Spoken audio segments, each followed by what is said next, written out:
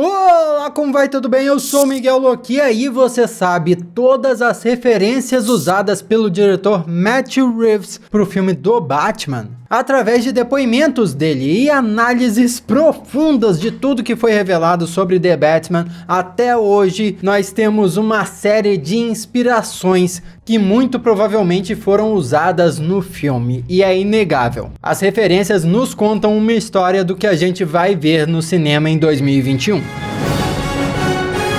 The Batman, aqui no Brasil chamado apenas de Batman, é um dos filmes mais aguardados do ano que vem, mesmo não sendo o primeiro filme do Batman, porque tudo que nós vimos sair dele é sensacional, incluindo a cerejinha no bolo ali, que é o trailer do DC Fandom. Por enquanto a gente sabe relativamente pouco da história, mas já podemos ter uma boa ideia do que esperar. Para começo de conversa, antes de mostrar o trailer no DC Fandom, o diretor Matthew Reeves nos contou um pouquinho sobre as referências que ele teve para o filme, mencionando filmes como Taxi Driver, Zodíaco e Chinatown. O pessoal que é um fã mais antenado da DC deve ter ouvido muito sobre Taxi Driver recentemente, porque foi uma das principais inspirações para o filme do Coringa do ano passado. Inclusive isso gerou muitos memes do pessoal comparando as cenas de Coringa com as cenas de Taxi Driver, e realmente é muito semelhante. Todos esses filmes que o diretor mencionou carregam uma atmosfera mais crua, mais realística, de traumas e de investigações, o que já é um ótimo ponto de partida para o Batman. O filme Chinatown retrata bastante a corrupção que existe na cidade de Los Angeles, um aspecto muito interessante porque faz relação direta com a corrupção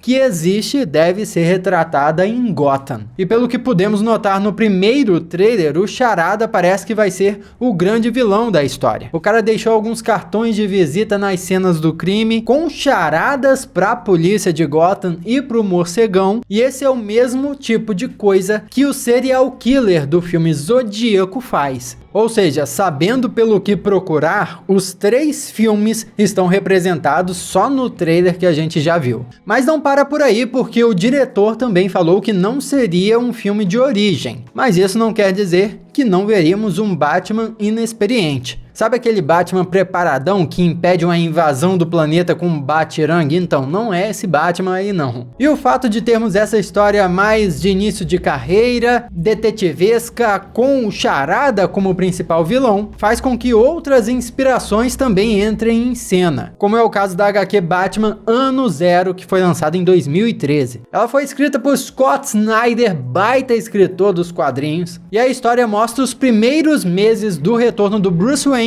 à cidade de Gotham, tendo que lidar com o Charada e se acostumando com a ideia de ser o Batman.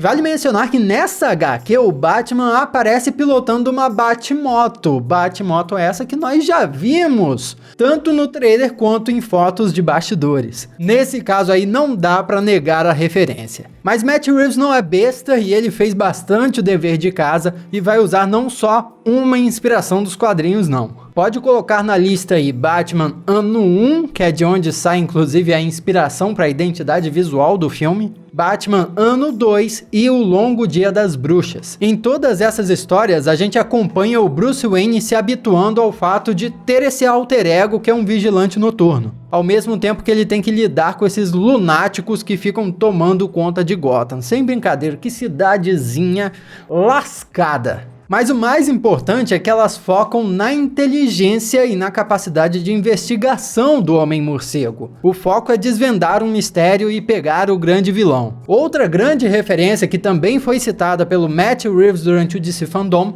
foi a HQ Batman Ego. Foi lançada nos anos 2000 e conta uma história onde o Batman está lidando com um conflito interno. Ele falhou em salvar uma vida e agora tem quase que um conflito de personalidade ali, como se ele e o Batman fossem 2 pessoas brigando pelo mesmo corpo. O lado psicológico do personagem é muito abordado na história, inclusive como ele é importante para a cidade de Gotham como um todo, ao ponto até deles quase se unirem em uma coisa só. E o transtorno de dupla personalidade que o Wayne desenvolve com o passar do tempo é explorado cada vez mais, o tipo de coisa na qual as histórias do Homem-Morcego raramente ousam tocar. Já dá pra entender de cara por aí que o Matthew Reeves quer abordar todo um outro lado do Homem-Morcego que a gente não viu tanto nos cinemas, mas se focando na mente do Batman, na crueldade de Gotham e menos no negócio super-heróico, sabe? O Christopher Nolan trabalhou bastante nisso nos filmes dele, só que a gente tem que concordar. O principal daquele Batman ali eram os equipamentos mirabolantes,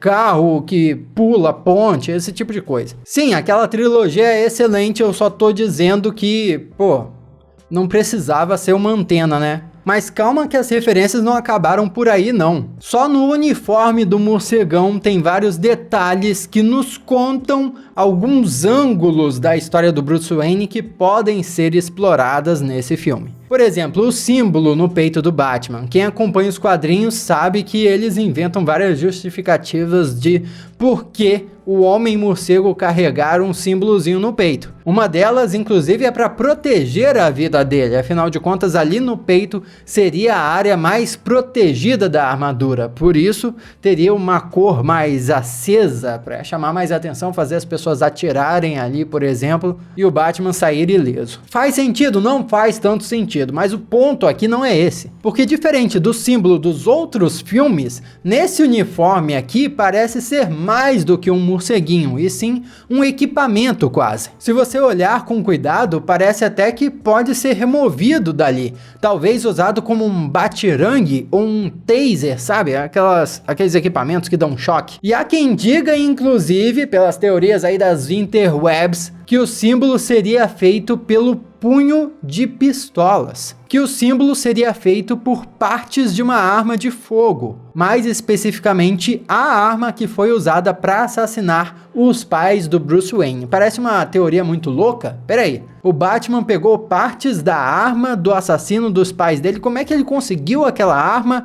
E mais, por que ele transformou aquilo em um símbolo? Mas a real é que existe um precedente para isso nos quadrinhos. Então tá aí, existir a teoria existe. Matthew Reeves poderia muito bem ter se inspirado nessa história. E se a gente for olhar com cuidado, é uma teoria bem incrível. Afinal de contas, o Batman foi criado através do trauma que foi a morte dos pais do Bruce Wayne. Então ele carregar o símbolo daquele trauma o tempo todo durante as suas ações como um vigilante, certamente carrega um peso incrível. E tem tudo a ver com o que a gente viu que deve ser trabalhado no Bruce Wayne. Todo o uniforme em si também se assemelha um pouco aos uniformes usados na série de jogos Batman Arkham, que são muito mais uma armadura do que simplesmente um tecido. Será que é esse caminho mesmo que o filme vai seguir? E puxando lá nos quadrinhos, outra coisa que faz a gente acreditar que Ano Zero foi uma grande referência para esse filme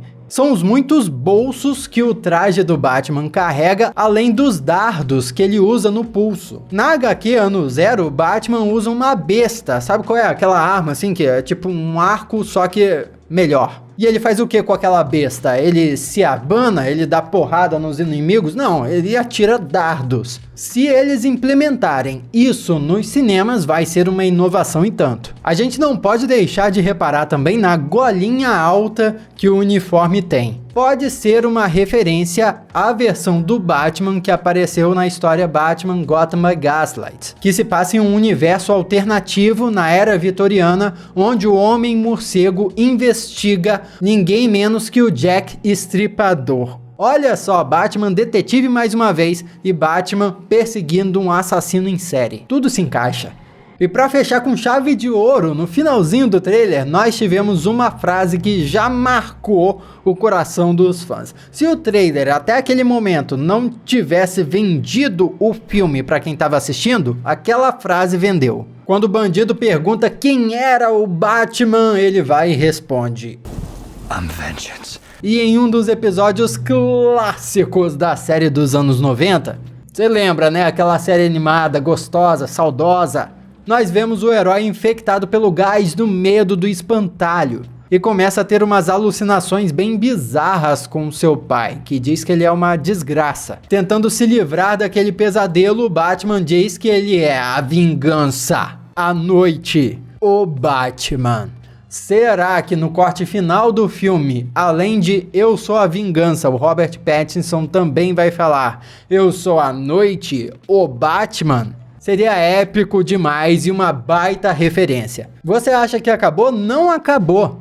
E tem mais ainda, só que para acompanhar se inscreve aqui e ativa as notificações. Pode fazer isso que você não vai se arrepender, prometo. Os próximos vídeos estão, ó, chuchu beleza. Agora você viu aqui comigo a quantidade, a tonelada de referência monstra, épica que esse filme tem.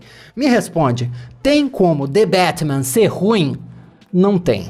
No mínimo, no pior dos casos, vai ser um filme bom. No pior. Eu já tô colocando as minhas fichas aqui. Agora, se você gostou desse vídeo e quer mais, se inscreve aqui no canal apertando no botão aqui do lado. E olha aqui, tem um vídeo que você pode curtir pra caramba, é só clicar aí e continuar assistindo também. Muito obrigado pela sua companhia até aqui. Eu sou o Miguel Loquia e a gente se vê na próxima. Rapaz, acabou a bateria da câmera, mas eu vou deixar só no áudio. Fiquem ouvindo a minha voz gostosa aqui. Falando do Batman. Batman.